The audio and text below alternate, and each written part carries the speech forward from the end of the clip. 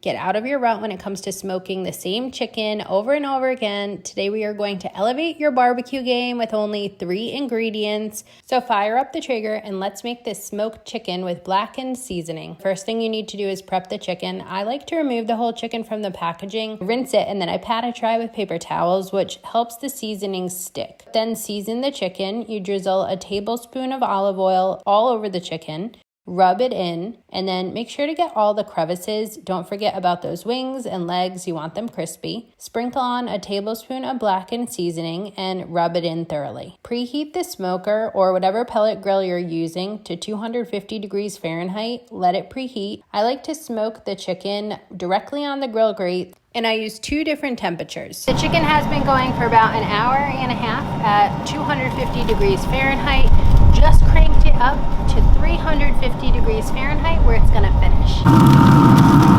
So again, smoke the Blackened chicken at 250 degrees Fahrenheit for an hour and a half, then crank it up to 350 or even 375 if you want extra crispy skin, until it's done to an internal temp of 165 degrees Fahrenheit. I just shared a new barbecue ebook that you can pick up for free at SipBiteGo.com if you want to cook some more creative, more interesting meals with your grills, smokers, or griddles this summer.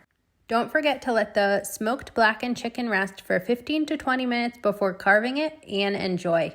I hope you find this recipe super easy. It's only 3 ingredients, and add it to your barbecue lineup this summer.